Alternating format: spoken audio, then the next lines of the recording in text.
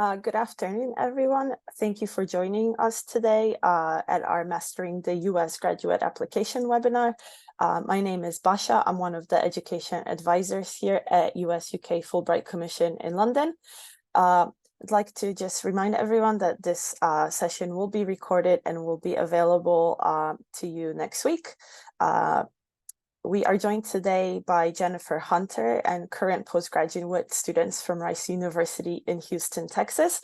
So Jennifer will be going through the sections today. She will be discussing the different postgraduate degrees that are available in the US, available funding, and also the application process, including the various requirements for postgraduate studies. And we will also end the webinar with some Q&A. You can pop that in the Q&A box at any time, and we will answer the questions at the end of the webinar. And like I said, the webinar will be recorded, so you could watch it again at your convenience. Jennifer? Great, thank you so much. Well, it's great to be here today and looking forward to learning more about all of your goals. I am joined today by two current graduate students, and I wanted to give them a chance to introduce themselves as well. And so, Manuel, I'm going to start with you. You're first on my screen. If you would just let us know maybe where you're from, what you're studying, and what your road to grad school was like. Hi everyone, my name is Manuel Carmona Pichardo. I'm originally from Mexico and I'm a third year PhD in chemistry. My path was I first did my bachelor's in Mexico, I did my master's in Germany, and afterwards I continued working. I worked in Finland and then in the US and in Mexico. And then after working for a while, I reached a point where I couldn't go higher without the PhD degree, and I decided to continue forward. And I've already have been before at Rice University and I really liked it, so I decided to join. Thank you. And Nee, I'm going to turn it over to you. Hello, everyone. My name is Neely. My origin is from Vietnam, and I'm a third year PhD student in the statistics department at Rice University. My bachelor is in the University of Houston downtown. So I have a plan to go to grad school right at the time I'm studying my bachelor. So I prepare my application and go straight from my bachelor to the PhD program. And after 3 years at Rice, I think I make a best choice of my life to go to Rice for studying my PhD.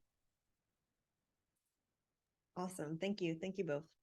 And so the format for today, I'm going to try my best to do a brief presentation of about 30 minutes. We'll have Q&A afterwards with our grad students, with myself. We're happy to talk about anything related to graduate study in the US. And again, looking forward to hearing more about you. And so I am from Rice University in Houston, Texas. I do want to give you the opportunity to reach out to me if you have any questions. These are my contact information, a few things about Rice there as well. What's important to note here is that we do have a team of graduate student ambassadors. So Manuel and Nee are two of them. We have students from all over the world, from all fields of study. So if you would like to talk to a current student, I would encourage you, just please follow this link on the screen, and we can drop that in the chat later as well. And any of our ambassadors are going to be happy to talk to you, to tell you about their journey to grad school. I would also say to talk to a lot of different people throughout your grad school journey. So you're already connected to Basha and Education USA, and that's a fantastic place to be. They are experts. Education USA are experts in this. They will guide you through every step of the graduate application process. So keep them apprised of what you are planning to do. If you are an international student, as I suspect many of you are here today, you can certainly apply for Fulbright as well. So Fulbright is a prestigious fellowship. It is well known in the United States, and we actively look for students that are applying to this fellowship because we know that is you putting yourself out there, and it is a great thing to do for graduate applications, and you get some funding for grad school as well. So great thing to consider, and definitely talk to Basha about that if you're interested in the Fulbright Fellowship. And next slide, please. Okay, so I did want to start off with a few different things, and most of what I focus on in working with prospective graduate students are talking about masters and also the PhD degree. It's a unique degree, and I wanted to kind of outline what it is. And so generally, the PhD is going to be the highest degree that you can get. This is the highest degree that is offered, that we offer at Rice, of course. It's a thesis-based degree. If you have done research and you love it and you think you want to continue with the research career, this is the degree that you're probably going to need to pursue. It's really going to be focused on you moving our knowledge forward in a specific discipline. So helping us as a human population move our knowledge forward of what we know about the world. And you're going to be the worldwide authority on that particular thing that you're researching. And a PhD will pay you to go to graduate school. So in the US, at most institutions, the PhD is going to be fully funded, and we will talk about that a little bit later. But I do want to kind of cover the differences of all of the graduate degrees that are offered. Next slide, please. So degree comparison, we already talked a little bit about the PhD. It's the ultimate degree that you can get. It is a thesis-based degree. And so what that means is you're going to be focused on research. The first 2 years are going to be coursework, and then you're going to be doing a lot of research work in the lab or in the library. You're going to be doing research for your advisor. You're also going to be doing your own original research, and that's what you're going to write your thesis on. The thesis is kind of like the biggest final exam that you will ever take, and that's what Manuel and me are working towards right now. The PhD usually takes about 4 to 6 years to complete. Again, it is typically fully funded. And so what that means is you do not pay tuition. Your tuition is generally waived, and you are paid a stipend that supports your cost of living. You do not need a master's degree to apply to the PhD. You can apply straight from your undergraduate coursework to a PhD degree. The research master's is also relatively common, not as common as the PhD at Rice, but we do have some research master's degrees that are standalone degrees, meaning that you don't have to go on to the PhD. You can take this thesis-based master's. This is really focused, again, on research over coursework, but there is coursework involved. Usually it can be completed in 2 years, sometimes 3. There's not as much funding available typically, or at least it's not as apparent. And so some funding may be available for tuition waivers, but you might be competing against other students for a research, an RA position, or a teaching, a TA position. And so really important when you're considering different universities to ask them the funding model if this is the degree that you're going for. Professional master's degrees. An example of this would be the MBA. So this is a degree that you're not going to be doing research. It could be possible, but generally you're going to be focused on coursework for the entire time. And these are short-term degrees that can be completed in 1 to 2 years. They give you an edge in industry. So if you know you want to go on and work in industry and work in a specific field, these degrees can help you make a lot of money once you graduate, which is a great thing. But universities know that. They know that you're going to be going to do great things and make a lot of money in your career after your graduate education. And so typically they do not offer a lot of scholarships or fellowships for these programs. And so these are going to be tuition based, and they can be quite costly. So really it's important to consider all of these different factors when you're trying to make a good decision for yourself. Next slide, please. So PhD funding, I did want to explain a little bit more about this. And so what does PhD funding cover? Really, PhD work is kind of like a job. It's going to be your full-time job while you're a graduate student, and you are paid bi-weekly, as many employees in the United States are. And so it is basically going to cover your paycheck. Your tuition is waived. You don't pay tuition, which is great. But the PhD funding typically does not cover things like your room and board, your housing, your health insurance, or your student fees. And so these are things that would come out of your stipend. You would pay those things out of your stipend. And again, you're going to be working as a researcher under the advisement of a faculty member. That faculty member is going to be like your boss, essentially. And so you're going to be working for them to do this original research for the university. Next slide, please. So PhD stipend, we often get asked questions about what does that look like in a year? How much will I be paid? They vary greatly between universities and even individual programs. You will find that at Rice, stipends start at $32,000 a year, and that's over 12 months. They can be higher in specific departments. So we have seen higher stipends in engineering and natural sciences, for example. But generally, you can expect the floor, the minimum that you would be paid to be 32,000 USD. And that goes a long way in Houston. You know, we talk to a lot of folks that are considering schools on the East Coast or in California. And certainly you need to evaluate carefully. If you get a higher stipend at a different school, it still may not be enough to support your cost of living. So really think carefully about the location you're going to be and the expenses you're going to need to be prepared for. Next slide, please. Really important to find your why. So we've already talked a lot about the different degree choices and that some of them can be costly. They can be tuition based. Some of them can be time based. So really PhD is going to be a significant time investment. So really think carefully about what ultimately you want to do.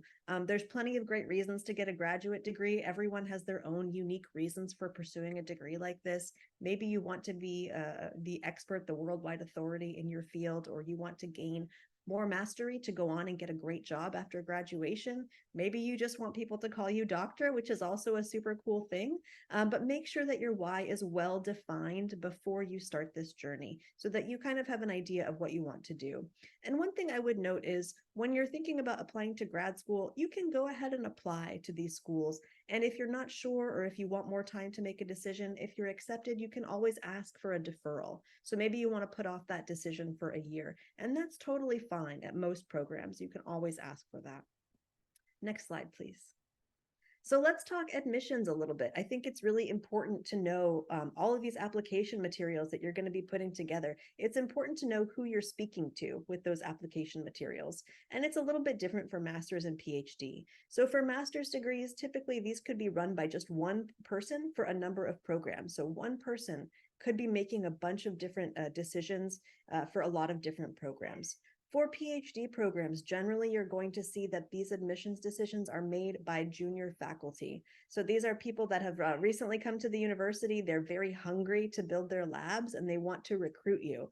So make sure that you're thinking about your audience for your application materials. And also know that you might need to educate them. They may not be familiar with your undergraduate or master's institution or the grading scale used. I know the US grading scale can be much different than maybe you're used to. So make sure you take the time to educate faculty members that may be on your admissions committee. And the way that you can do that is through your essays and through your CV. There's a couple of models for admission for PhD I did want to talk about. Typically for master's degrees, you are applying to a program. You don't need to contact a bunch of people about this decision, and either you're accepted or you're not. For PhD admissions, it can be a little bit different. Certainly, you can apply to a PhD program without reaching out to faculty, and then you would be matched with an advisor after you join the university. And we call that cohort-based admission. You're admitted with a cohort of students and you are given the opportunity to either do rotations in different laboratories or talk to different faculty members. There's another model though, and it's called direct admission. And essentially what that means is that you do need to have a relationship built with a potential PI or advisor so that they can advocate for you to the admissions committee. And so there are programs like that out there. You just need to be careful and note which program that you're applying to has which model. And it's always a good idea, I think, to reach out to faculty. I believe we'll talk about reaching out to faculty a little bit later, but good thing to do right now, especially if you're already in the application process. Next slide, please. So where to apply? For PhD, the faculty research is going to be the single most important thing. We often hear from students that say, well, I think rankings are really important. Rankings can be important, but really if you go to a highly ranked university that doesn't have work that you're wanting to do, you're not going to be happy there. So look for schools that have multiple professors that you would be happy working with. Don't get your heart set on one professor because you never know if they're taking students or not. Don't get distracted by program name either. So, sometimes you'll want to apply to like a biology program. We have many programs at Rice that a biologist could be happy in. So really the most important thing is that faculty match and the research work that you're going to be doing. For master's students, it may be very different. You may want to pay more attention to rankings, but ultimately you really want to think about community as well. For either program, you're going to be somewhere 2 years, 4 years, 6 years. You want to make sure that you're happy there. So you want to make sure that there's resources there to support your career goals.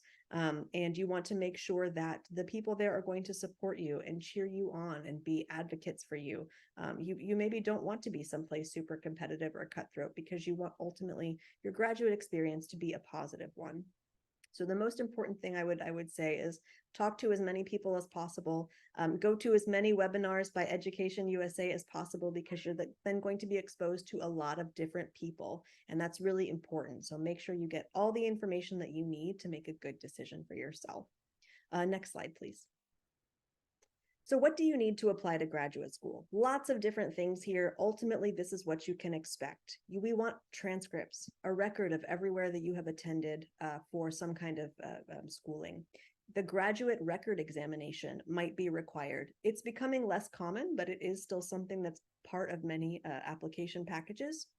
An application fee waiver is usually something that you'll have to pay, and these can be anywhere from $80 to $115. I've seen it all over the board. At Rice, our application fee is $85, and so it can get very expensive when you're applying to multiple programs. Make sure you ask for fee waivers. The worst they can say is no, it's not going to be counted against you, and so definitely pursue those fee waivers as well. Your letters of recommendation. These are going to be letters written on your behalf by people that are speaking to the admissions committee for you. So anyone that can speak to your academic potential is really important to have. And we'll talk more about this as well. Personal statement is the ultimate document that you're going to write. This is going to be a document that you're going to use to speak directly to the admissions committee. So be thoughtful about this. Do a lot of different drafts. Diversity statement is something that is kind of in development, and we're more and more often seeing this called a grit statement. And I often hear from international applicants, do I have to do this? Does this apply to me? And really what we want to see with this statement is that, you're going to be joining a diverse campus community. How are you going to support the colleagues that you have now in this community? What are your expectations of your peers? And so that's what we want to hear from you as well. You certainly could use this statement to talk more about yourself and how your worldviews were shaped also. CV or resume. These are a little bit different documents. It really just depends on the program that you're applying to and determining what you need to do here, but we'll talk more about this as well. If you have research experience and you're applying to a PhD, it's a great thing to note. If you have fellowship applications, if you're applying to Fulbright, also a great thing to note. Admissions committees are looking for students who are applying to these fellowships because it shows grit. It shows that you can put yourself out there. So a really great thing to do is just to apply. If you're international, you can be asked for English language proficiency, but if you've gone to an institution where English is the mode of instruction, you don't need to worry about this. So we're not going to talk too much about that today. Next slide, please. Yep, great. So the graduate record examination, still required at many institutions, but it's becoming less common. At Rice, we generally waive this, so you do not need to submit scores. There's a lot of confusing language out there. So you might hear schools say that scores are waived, scores are encouraged. And what does this mean? If it's waived, generally you can assume that they're not going to look at those scores, even if you submit them. But if you have scores that you're proud of, it does not hurt to submit them as supplementary material. So something to consider. If they're saying that scores are encouraged, that generally means that they do want to see scores. And so if you've got scores to give, you can go ahead and give those. There's plenty of practice resources online for free. Education USA can connect you with those resources. So make sure that you reach out to them and let them know your plans. And then once you take the test, you can decide if it's waived, if you want to submit scores or not, once you see.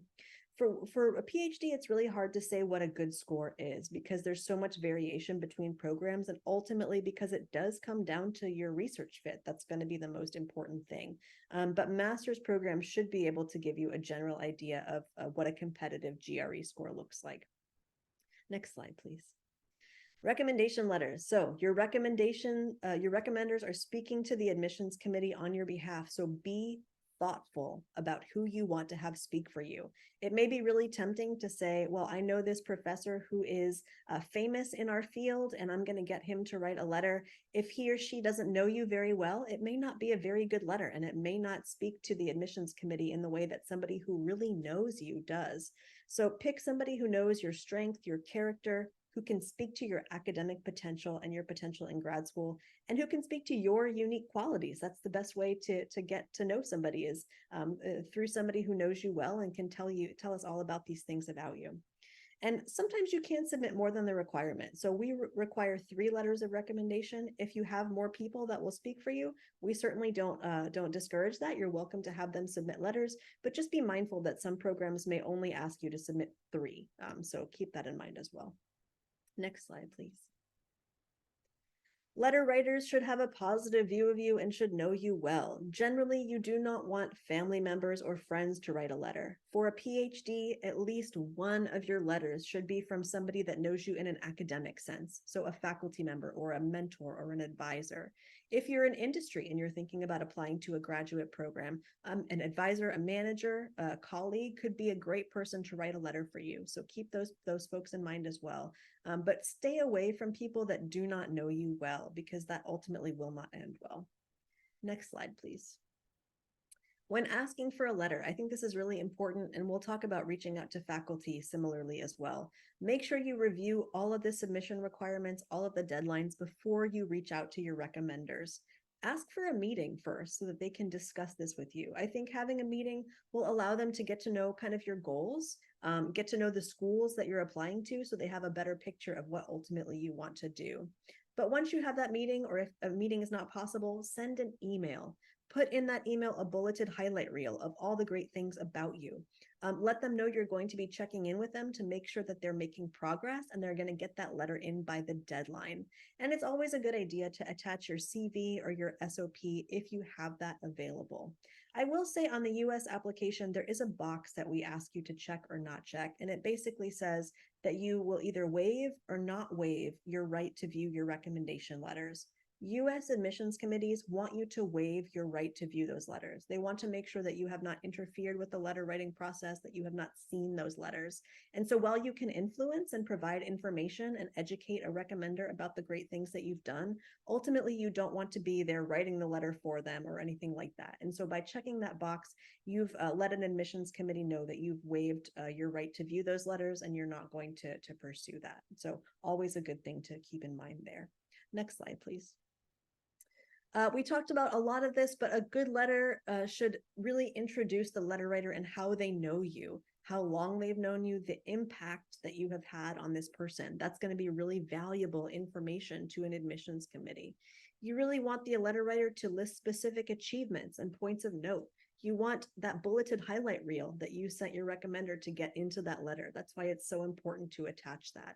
And really, the letter writer should be talking about the potential impact you're going to have on that field of study or the school, particularly for PhD. We want to see kind of long-term what this person thinks that you can do.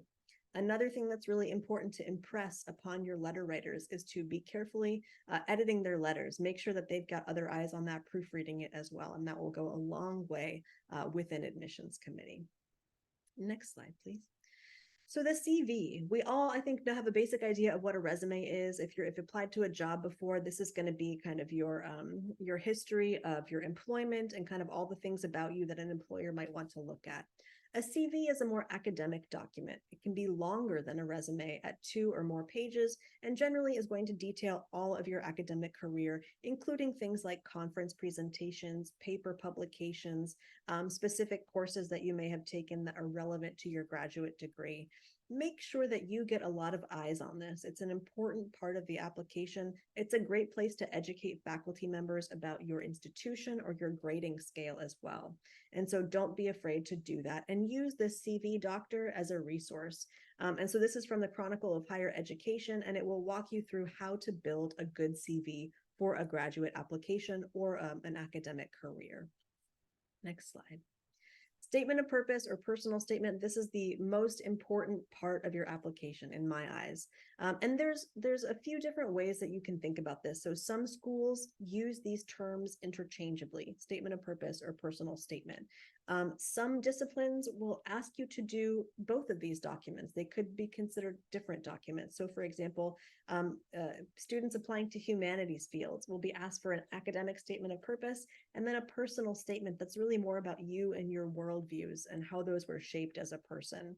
So one way to think about it is that the statement of purpose is to show that you can write clearly and competently, because grad school is a lot of writing. The personal statement is really to show how you think and write, and that's really important when you're trying to have an admissions committee learn more about you.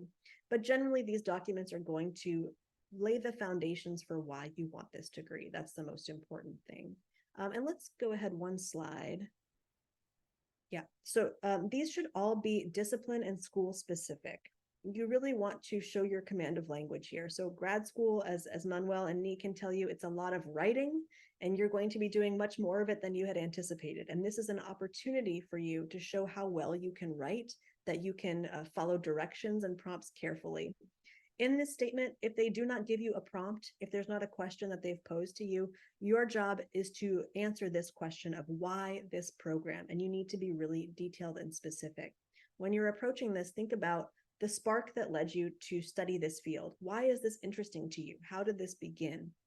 Then you're going to want to cover how you got to this point of applying to graduate school. What do you want to do in grad school? Who you want to work with. I always would name at least 3 people in this statement of purpose, probably not too many more than that, but you never want to name just one. And then you really want to talk about, okay, ultimately after grad school, what do you want to do? What do you want to do? And what's the impact that you want to have on the world? So think about it like that when you're framing your essays. Next slide, please. So I often get this question also. I had a bad semester. I got a bad grade in this course. How do I address it? Should I address it? What does that mean for me? We all have bad days. We all have bad semesters. It's okay. It's important to address it. If you're thinking about it and it's on your mind, it may be on the mind of the admissions committee. Keep it brief. Say, this is what happened this semester and this is why, but I turned it around, and that's the important part. Keep it brief and move on and show your unique potential. The most important thing about grad school that I think people will impress upon you is there's going to be hard days in the lab. There's going to be things where, your research isn't working the way that you want it to, and that's okay. You want to show an admissions committee you can persevere and move on to the next thing and keep going. And that's really important. Next slide. So the diversity grit statement, we talked a little bit about this. Think though about, don't leave this blank. Any blank space on the application, it's an opportunity for you to talk to the admissions committee. So make sure that you answer this and think about these questions as you're planning your answer. And certainly you can talk about, what you expect of your colleagues, how you're going to contribute to a diverse community. But how have you shaped your worldviews? What experiences have you had that led you to think the way that you do, that led you to this degree maybe? And so share your unique perspective, share your story, because ultimately that's what the admissions committee wants to hear. They don't want to hear what you think they want to hear. Don't be, that can be really generic. It can come across as maybe not authentic. So you want to be authentic and unique in these materials. Next slide. Connecting with faculty. This is going to be really similar to connecting with your recommenders, but this is a very common part of US grad applications. And I encourage you, don't skip this step, even if you're maybe going to a cohort-based admission. If you're applying to a professional master's program, it is not as important to do this step. It's great if you want to meet faculty, but you don't need to do this. This is really more for research masters or Ph.D. And so you want to do your research first, find out who you might want to work for, then send an email and ask thoughtful questions, show them that you did your homework on the work that they're doing, and sell yourself. Just like your recommenders, put in your bulleted highlight reel, attach your CV, and let them know what your goals are. You have 2 goals when you're writing these emails. The first one is to get a meeting. It's a great thing if you get a meeting. The second one is putting your name out there. If you don't get a response, it's okay. Don't be discouraged, because faculty get hundreds of these emails throughout the application season. But they may remember you if you write them. And if they're on the admissions committee, because you never know who is, it's a good thing to put your name out there. And again, another opportunity here to educate the faculty that you're writing to about your university or your grading scale. Next slide, please.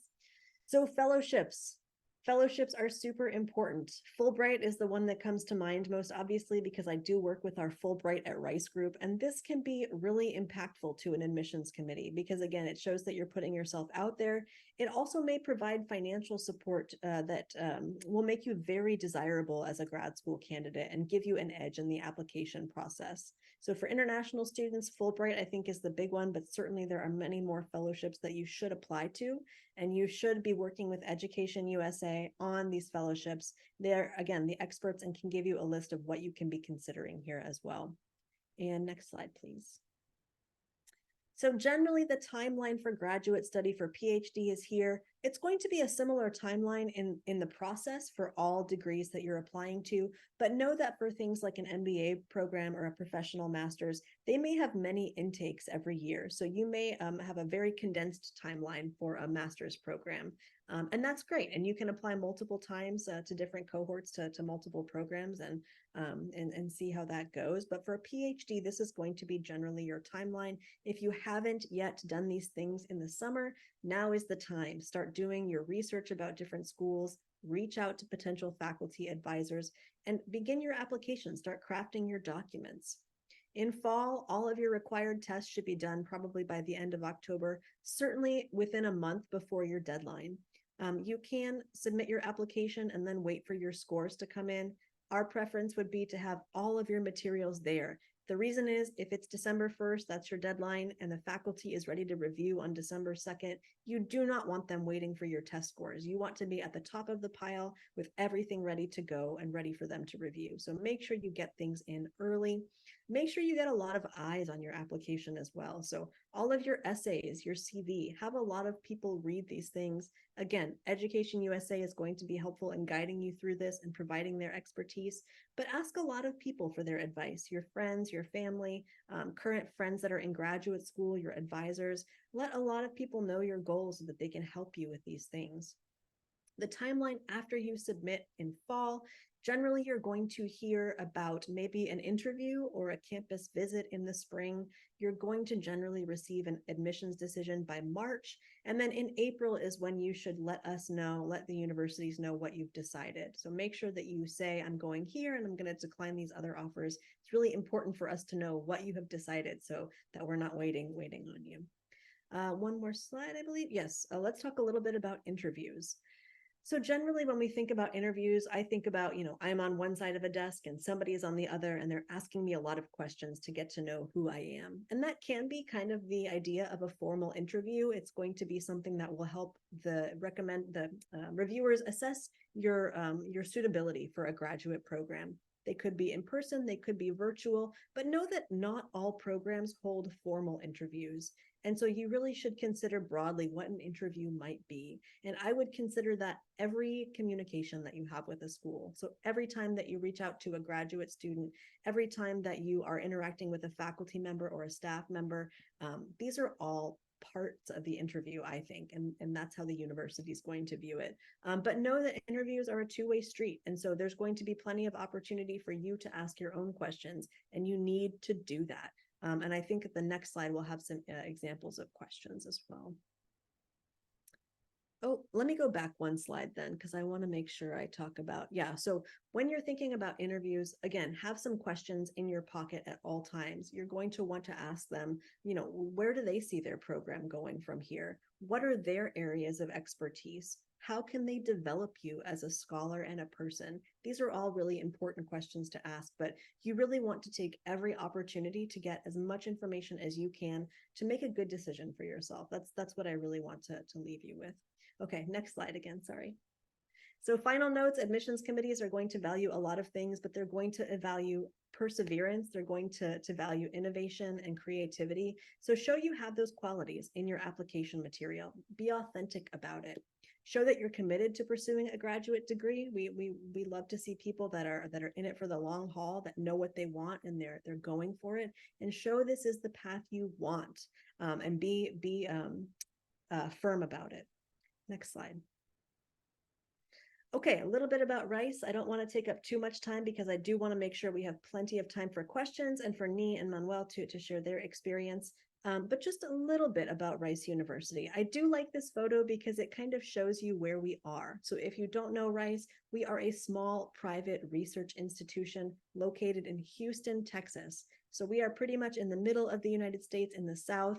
We are about an hour from the beach, so it's not too far of a drive. I'm from Florida originally, so I love being back by the ocean, and it's really great to be able to get out and explore a little bit.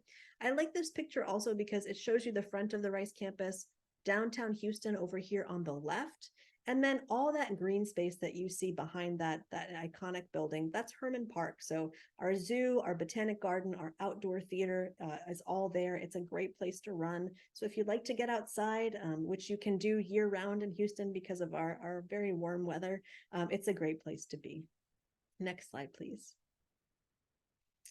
Just wanted to mention the grad ambassadors again. So if you have questions about grad school and you would like to reach out to an ambassador, just know that we have students from all over the world in all fields of study. They would be happy to speak more with you. So please do reach out if you have questions and want to connect further. Next slide. Schools at Rice. So it's important to note, Rice does not have a law school. We don't have a medical school. We do a lot of medically related research, and we'll talk about that in a minute as well. But this is what we are known for. We have a fantastic school of architecture, a fantastic school of music that rivals Juilliard, and we have a brand new opera house as well. The programs that we're very well known for are engineering, natural sciences, social sciences, and humanities.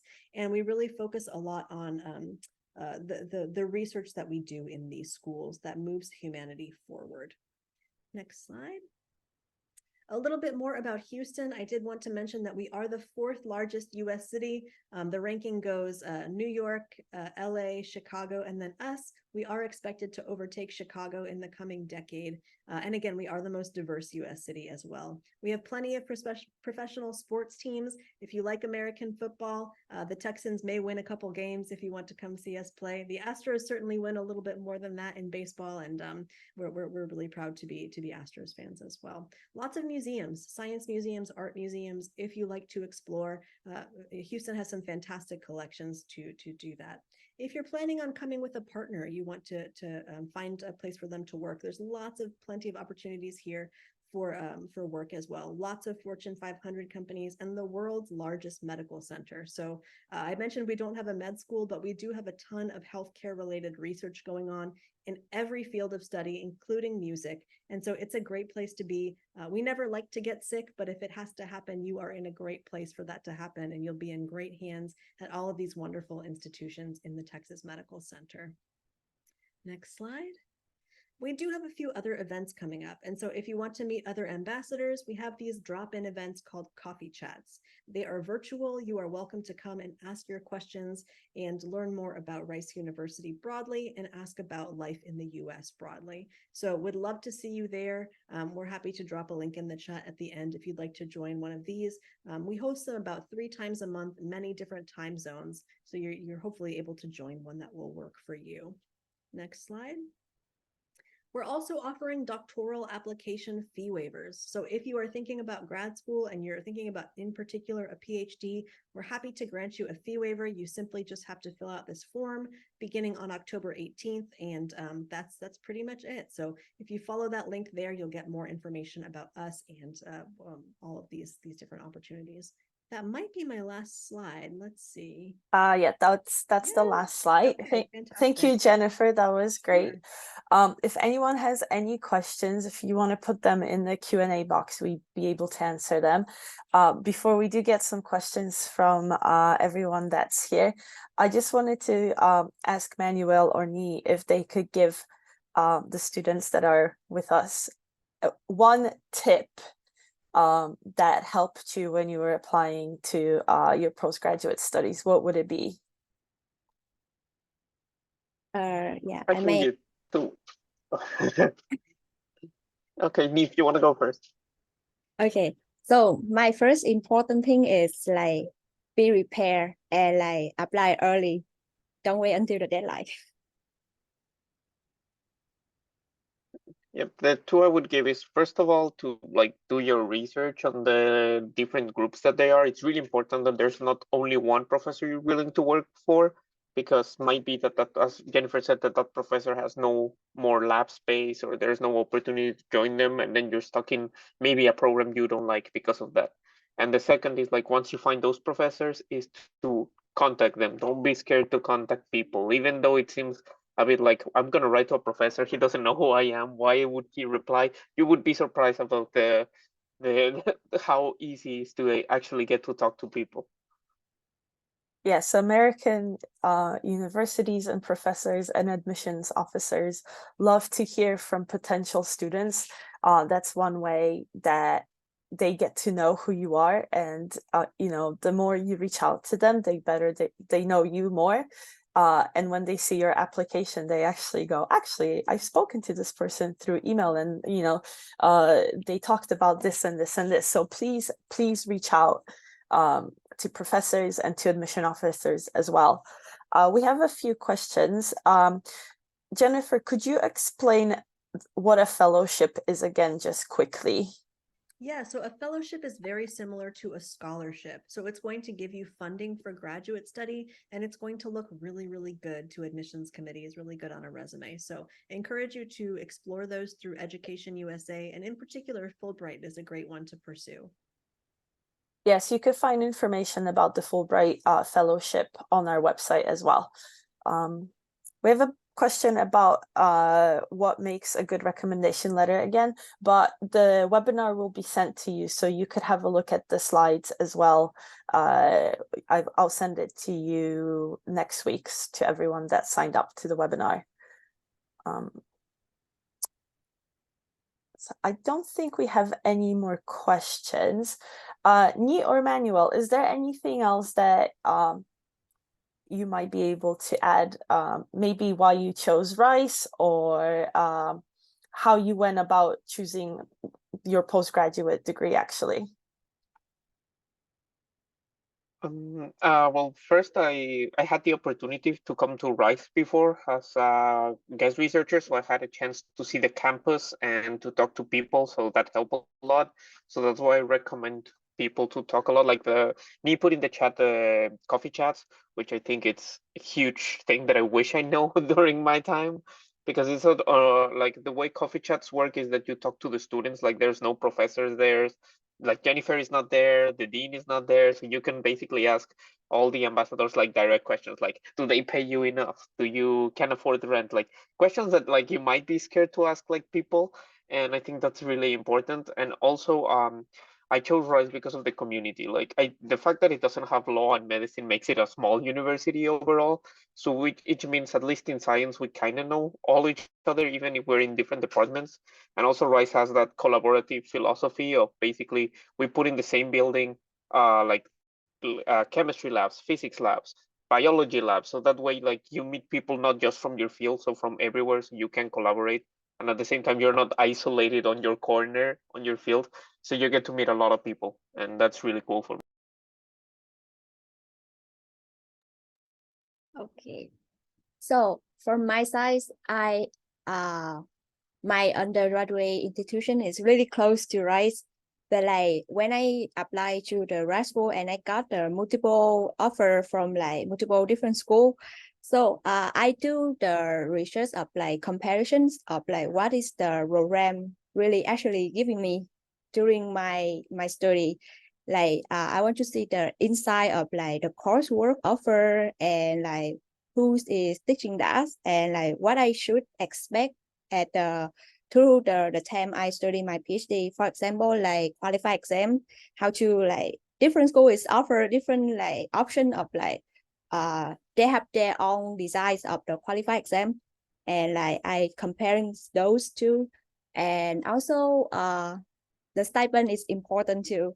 And yeah, a lot of like inside of the program can be like various in like different department, depend on like what program we applying for. And like from Rice, I think it's easier to find that by like searching the program that we applying for, and then add the word handbook on Google, and then we can see like on the handbook is everything is on there. Yeah, that's my my plan when I choose the school. That's great, thank you. We have a few more questions come in. So someone's asking that they have graduated from their bachelor's degree some years ago, and it may be difficult obtaining recommendation letters because of this. Do you have any advice, Jennifer? Yeah, so it depends on the program you're applying to. So if you're applying to like a master's program, it is a great thing to get recommendation letters from people that you have worked with. And so maybe that's a boss, maybe that's a colleague. Those are great people to ask for letters. It might be worth trying too, if you're applying to a PhD, to go back and see if you can make some of those connections again from your studies. And it's always a good thing to think about that as well. But if you don't have those recommenders from your university days, totally fine to ask an advisor or a mentor or a boss. Those are great people to ask. And what about in terms of extracurriculars? Would you say it's breadth over depth? What's better, having lots of extracurriculars or ones that are more valuable and have a bigger impact? I'm going to ask Manuel and Nii to answer this one as well. But when I look at applications, I look at what this person has done in terms of impact on the place that they're at.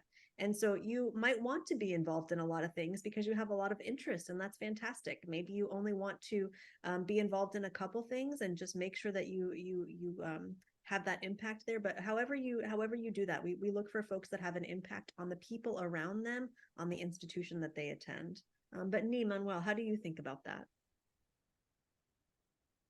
Yeah, I think it's a bit of both, like quantity and quality. Of course, if in one of the things that a lot of people like care about in your statement of purpose and in our application is how do you fit to the rice community, or what do you bring to the rice community?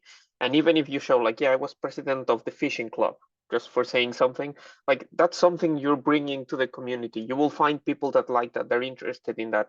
They want to see that you're not like just work and that's it. Like they want to see you as a person. So everything that you can bring, I think it's also important. And at the end of the day, even if it's not like research related, it's still experience. Yeah, follow up on that. I think yes, it's depend on like where you want to go and what you want to do with. Like in my applications, so my profile, I like to doing the research in the healthcare field, for example.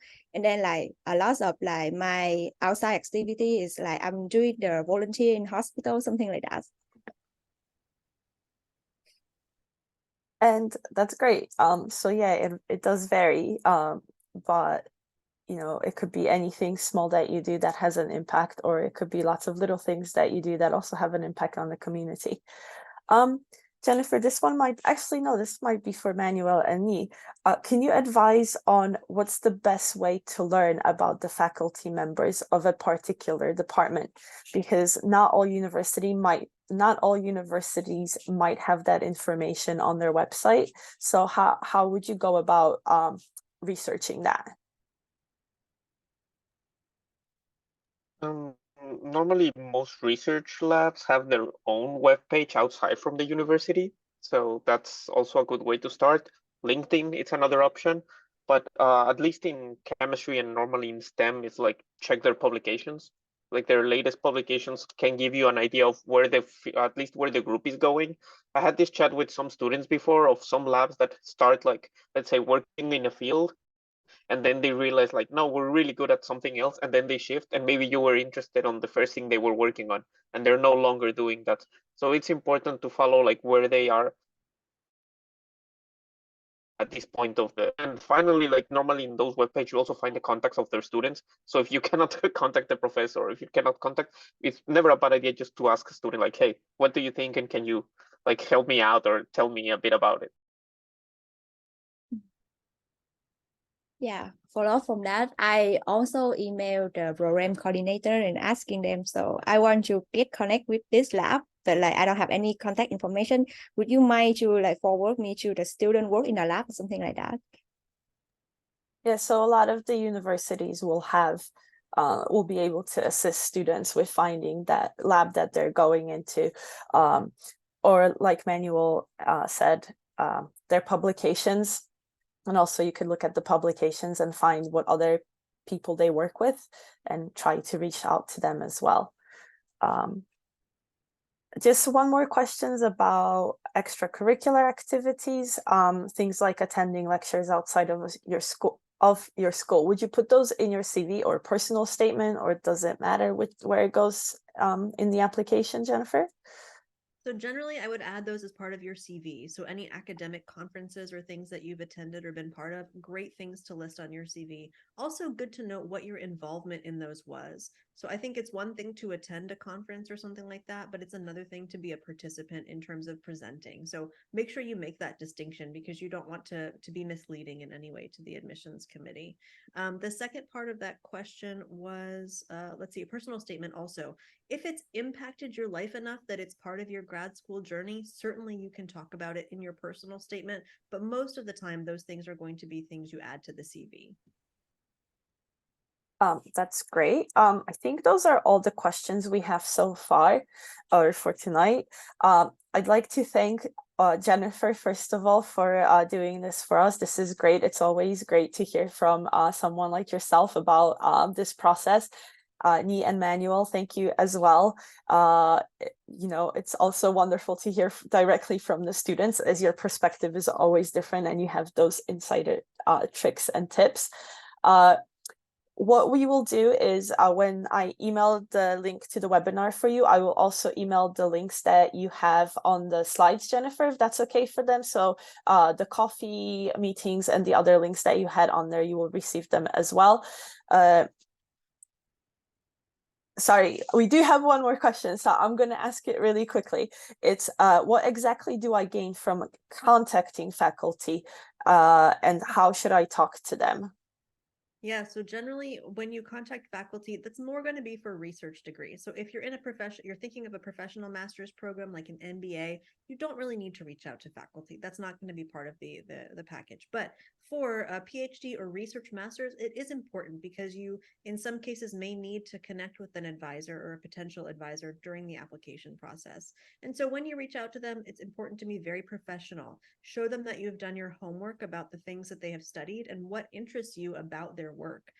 You can ask them for a meeting. You can ask them if they've accepted students, if they're accepting students this fall. Don't be discouraged if you don't get a response. And again, like Nii said, like Manuel said, it's really important to connect with the grad students as well. So even if you connect with a faculty member, if you don't get a response, or even if you do, always important to reach out to the grad students. That's great. Thank you very much once again. It was wonderful to have you guys, and thank you very much. I hope everyone has a good evening. Jennifer, Nii, Manuel, you're on the other side of the world, so I hope you have a wonderful day. Thank you. Thank you so much, Basha. Great to see you. Thank you. Bye. Best of luck to you all with your grad school journey. See you.